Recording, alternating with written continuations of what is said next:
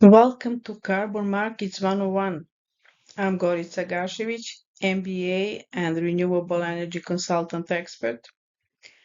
In this mini course, we'll explore the fascinating world of carbon credits, what they are, how they work, and how businesses and individuals can engage with them responsibly. So let's dive right in. Let's start with the big picture, the carbon market landscape. Broadly, we have two main categories: compliance markets and voluntary markets. Compliance markets like the EU emissions trading system or California's cap and trade are government regulated programs where companies must meet emissions caps.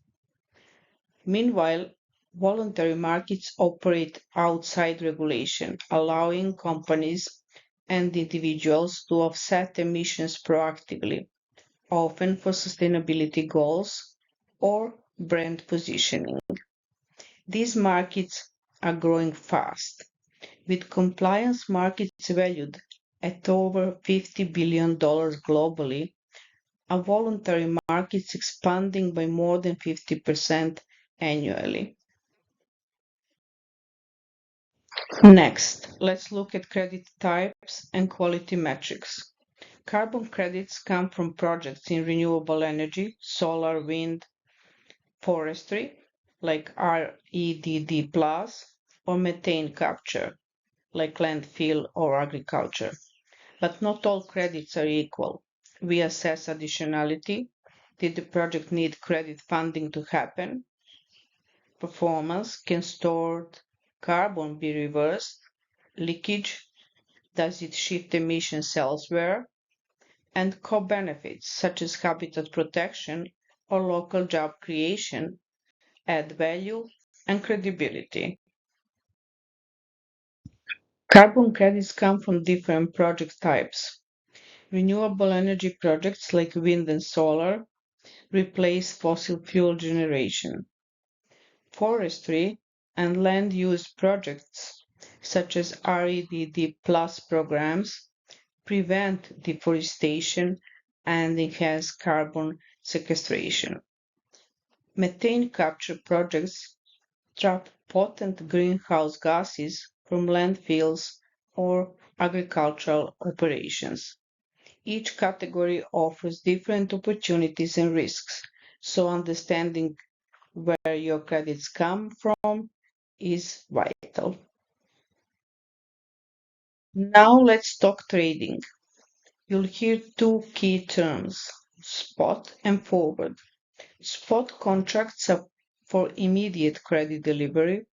Forward contracts are agreements to buy credits at a future date, often used for price hedging. Credits can be bought via exchanges like ICE or CME, which offer transparent, standardized trading. Alternatively, you can work with brokers for customized over-the-counter deals. A typical trade flow looks like this. A buyer places an order, a registry retires the credits upon delivery, and the seller receives payment. Efficient and traceable. Before you make your first carbon credit purchase, use this Fast Start toolkit. Focus on 5 due diligence metrics. First, verify the registry credibility. Make sure it is an established, reputable body. Second, assess the project developer's track record. Experience matters. Third, check the vintage or the age of the credits. Fourth, look for strong additionality documentation. And finally, verify co-benefits. Good projects often provide multiple positive outcomes. Here is a simple checklist to get started. Verify registry IDs, confirm third-party audits, check legal terms and delivery details carefully. So once ready, I recommend piloting a small purchase, 10 to 50 tons of CO2 equivalent, to get familiar with the process. Then map your credits to your corporate emissions or personal footprint.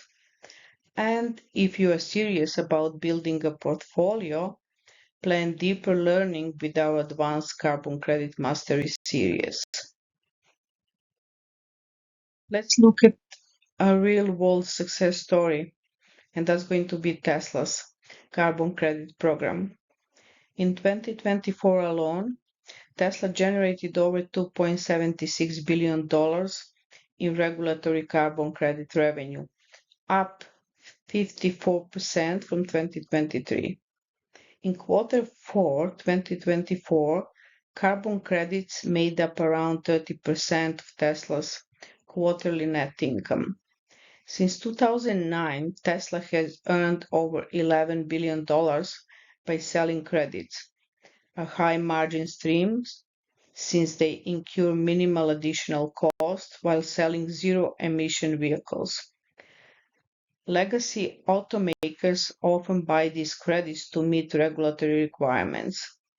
This highlights how carbon credits can become powerful financial drivers. And congratulations, you completed Carbon Markets 101. You now understand the basics of how carbon credits work, how to assess quality, and how to start participating responsibly. Before you go, be sure to download your due diligence checklist and practical tool to guide your first carbon credit transaction. And if you are ready to go deeper, I invite you to explore our Carbon Credit Mastery series, where we dive into MRV systems, project finance, and nature-based solutions. Finally, connect with us on LinkedIn, Twitter, or via email, and we would love to hear from you. Thank you so much.